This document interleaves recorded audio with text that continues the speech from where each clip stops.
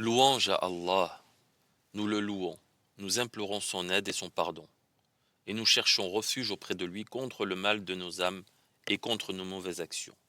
Celui qu'Allah guide, personne ne peut l'égarer, et celui qui l'égare, personne ne peut le guider. J'atteste qu'il n'y a de divinité véritable qu'Allah, l'unique, sans associé. Aussi, j'atteste que Mohammed est son serviteur et messager. Que les prières et les bénédictions d'Allah soient sur lui, ainsi que sur sa famille et ses nobles compagnons. Cela étant dit, que la paix et la bénédiction d'Allah soient sur vous. Mes chers frères et sœurs, le jeûne est un pilier de l'islam, une fondation des principes religieux et l'une des plus grandes formes d'adoration auprès du Seigneur des mondes. Allah a rendu obligatoire pour les musulmans le jeûne du mois de Ramadan et a inscrit cette obligation dans le Coran, afin qu'elle demeure aussi éternelle que le Coran lui-même.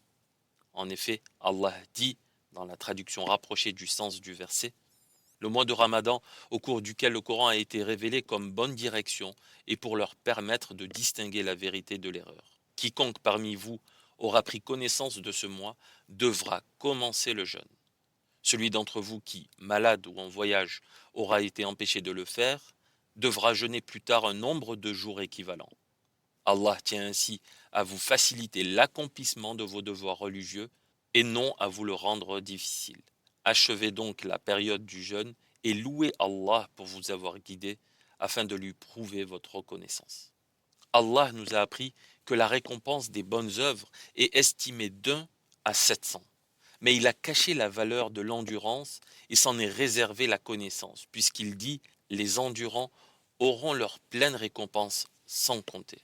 Le jeûne étant une sorte d'endurance, puisqu'il implique une inhibition des plaisirs, Allah en dit « toute œuvre du fils d'Adam, c'est-à-dire de l'humain, lui revient, exception faite du jeûne qui me revient à moi et dont j'assume la récompense ». Aujourd'hui, nous allons présenter les règles fondamentales concernant le jeûne, des principes que tout musulman se doit de connaître. Nous implorons Allah le Tout-Puissant de faire en sorte que notre propos soit bénéfique pour les auditeurs et pour toute personne ayant contribué à ce projet. Il est le meilleur des intercesseurs et le plus digne d'espoir. Première question. Quelle est la signification du jeûne en langue arabe et en termes juridiques? Le jeûne en langue arabe signifie simplement l'abstinence. Au niveau terminologique, le jeûne désigne l'abstinence par un musulman adulte et saint d'esprit de toutes les choses qui rompent le jeûne, depuis l'aube véritable jusqu'au coucher du soleil, en ayant l'intention la nuit, à condition qu'il n'y ait aucun obstacle légal, tel que les menstruations, le postpartum ou d'autres empêchements similaires. Quel est le statut du jeûne du mois de Ramadan? Le jeûne du mois de Ramadan est une obligation individuelle, fard ayn, une obligation pour chaque musulman, adulte, saint d'esprit et capable de jeûner. Le jeûne peut être recommandé, comme celui des jeûnes surérogatoires, tels que le jeûne des lundis et jeudis de chaque semaine, le jeûne du jour de Arafat pour ceux qui ne sont pas pèlerins, ainsi que le jeûne du jour de Ashura. Il peut également être interdit. Comme le jeûne des deux fêtes, Eid al-Fitr ou Eid al-Adha, et le jeûne du jour de doute. Par ailleurs, certains jeûnes sont déconseillés, tels que jeûner uniquement le vendredi ou le samedi, ou encore le jour du jour de Arafat pour les pèlerins. Quelles sont les conditions obligatoires du jeûne du mois de Ramadan? Tout d'abord, l'islam. Seuls les musulmans sont concernés par l'obligation du jeûne. Deuxième condition, la puberté. Le jeûne du mois de Ramadan n'est pas obligatoire pour les enfants jusqu'à ce qu'ils soient pubères. D'après Aïcha qu'Allah l'agrée, le prophète paix bénédiction sur lui a dit « La plume a été levée pour 3 personnes. Pour la personne qui dort jusqu'à ce qu'elle se réveille, pour le petit jusqu'à ce qu'il grandisse, et pour le fou jusqu'à ce qu'il retrouve la raison. » Rapporté par Ibn Majah. Troisième condition, la raison. Le jeûne du mois de Ramadan n'est pas obligatoire aux fous, aux personnes qui n'ont pas de raison, comme mentionné dans le hadith que l'on vient de citer, ou encore pour celui qui a perdu connaissance. En effet, l'imam An-Nawawi, qu'Allah lui fasse miséricorde, a dit « Le jeûne n'est pas obligatoire à la personne qui a perdu connaissance durant la période de la perte de connaissance. » Il n'y a pas de divergence sur cela. Quatrième condition, la capacité physique permettant de pouvoir jeûner. Le jeûne du mois de Ramadan n'est obligatoire qu'aux personnes qui peuvent physiquement le supporter. Sont exclus donc les malades, chroniques ou ponctuelles, la femme enceinte et les vieux en incapacité. Cinquième condition, la résidence. Le jeûne du mois de Ramadan n'est obligatoire que pour les gens qui sont en résidence et il n'est pas obligatoire pour les voyageurs. En effet, Allah a dit: et celui qui est malade ou en voyage devra jeûner un nombre égal d'autres jours. Dans le cas où le jeûne n'est pas dur pour le voyageur, alors le mieux entre le jeûne et le fait de le rompre sera ce qui est le plus facile pour le jeûneur. D'après Hamza ibn Amr al-Aslami, qu'Allah l'agrée, il dit: j'ai questionné le prophète, paix et bénédiction sur lui, à propos du jeûne durant le voyage. Le prophète a dit: ce qui est le plus facile pour toi, fais-le. C'est-à-dire entre le fait de rompre le jeûne du Ramadan et le fait de jeûner durant le voyage. Sixième condition, l'absence de menstrues ou de lochi chez la femme. Autre question liée au jeûne du Ramadan. Quels sont les piliers du jeûne? Les piliers du jeûne sont au nombre de deux: l'intention, an-niyya, et l'abstention de toutes les choses qui rompent le jeûne, depuis l'aube jusqu'au coucher du soleil. Quel est le statut de l'intention pour le jeûne? Et quand et comment doit-elle être formulée? L'intention, an-niyya, est un pilier des actes d'adoration. Elle est donc indispensable et l'adoration n'est valide sans elle. Son lieu est le cœur. Cela signifie qu'il faut être déterminé à s'abstenir des choses qui rompent le jeûne durant le jour suivant, dans le but d'obéir à Allah. Le moment de cette intention s'étend de la tombée de la nuit jusqu'à l'aube. Question: l'intention est-elle obligatoire pour chaque jour de jeûne du Ramadan ou suffit-elle pour tout le mois? Rappelons ici que le jeûne, au niveau de la formulation de l'intention, est de deux sortes: le jeûne obligatoire et le jeûne surérogatoire. En ce qui concerne le jeûne obligatoire, comme celui du jeûne du mois de Ramadan, il n'est valide que si l'intention est formulée intérieurement, c'est-à-dire dans le cœur, avant l'aube. Car quiconque n'intériorise pas l'intention de jeûner avant l'aube n'a pas de jeûne, comme l'a mentionné le prophète, paix et bénédiction sur lui. L'avis le plus probant est que l'intention formulée la veille du premier jour de jeûne suffira pour le reste du mois.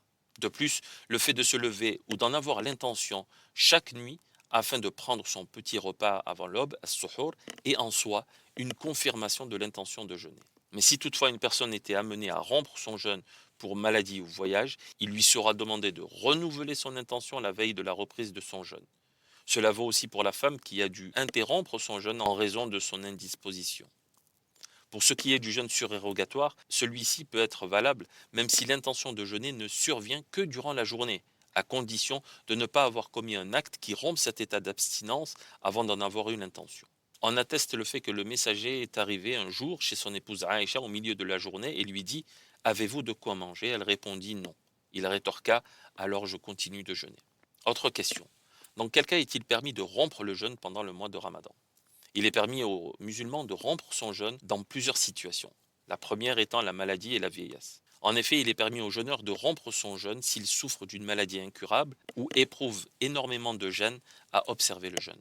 Mais une fois rétabli, il devra rattraper les jours de jeûne non observés, en vertu de la parole d'Allah le Très-Haut qui dit: le malade et le voyageur parmi vous qui en sont dispensés jeûneront un nombre de jours équivalent. Par ailleurs, s'il souffre d'une maladie chronique et incurable, ou qu'il est en incapacité permanente de jeûner, comme la personne très âgée, il sera exempt de jeûne, mais devra en revanche nourrir un pauvre en compensation de chaque jour non jeûné. Allah exalté soit-il dit: mais ceux qui ne peuvent le supporter qu'avec grande difficulté devront assumer à titre de compensation la nourriture d'un pauvre pour chaque jour de jeûne non observé. Autre question: de quelle manière doit se faire la compensation en nourriture? Il y a deux manières possibles d'effectuer la compensation des jours qui n'ont pas été jeûnés.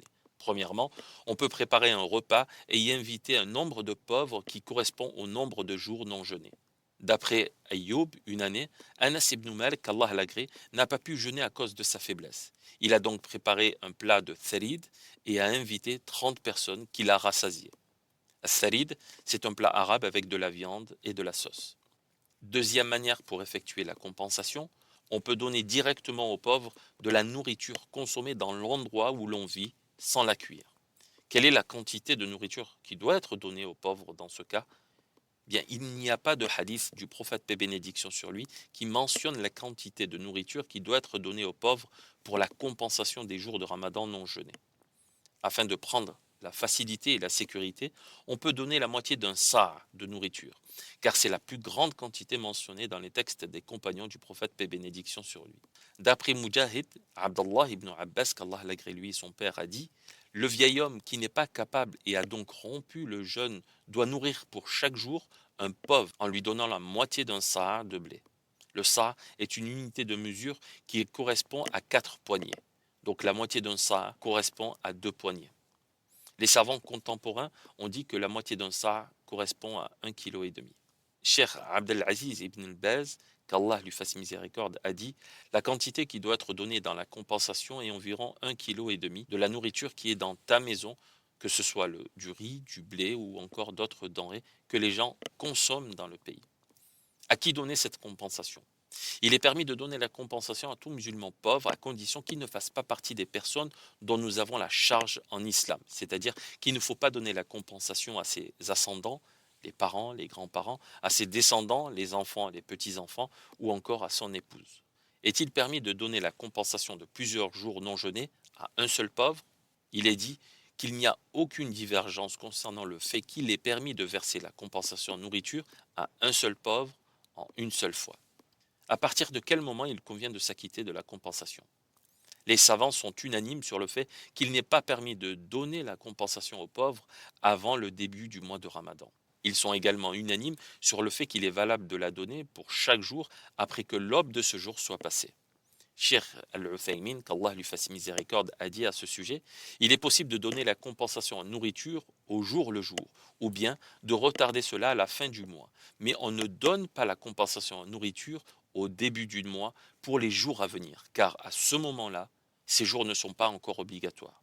Autre question: est-il possible de donner l'argent au lieu de la nourriture? Sachez que la majorité des juristes consultes, malikites, shafi'ites et hanbalites, soutiennent que l'argent ne peut remplacer la nourriture dans la compensation d'un jeûne non effectué et qu'il faut offrir de la nourriture aux pauvres en vertu de la parole d'Allah le Très-Haut. Mais ceux qui ne peuvent le supporter qu'avec grande difficulté devront assumer à titre de compensation la nourriture d'un pauvre pour chaque jour de jeûne non observé. Par contre, si le musulman éprouve des difficultés à donner de la nourriture directement aux pauvres, alors il est possible à ce moment de déléguer une autre personne en lui donnant l'argent afin qu'elle puisse se charger d'acheter de la nourriture pour ensuite la distribuer aux pauvres. Parmi les situations qui permettent de rompre le jeûne, il y a le voyage. En effet, lorsque le musulman entreprend de voyager au cours du mois de Ramadan, il lui est permis de ne pas jeûner, pourvu qu'il rattrape plus tard les jours de jeûne manqués, et cela qu'il ait entamé le voyage avant le mois de Ramadan ou pendant. Le prophète, paix et bénédiction, fut interrogé à propos du jeûne durant le voyage en disant: si tu le désires, jeûne, sinon rompe.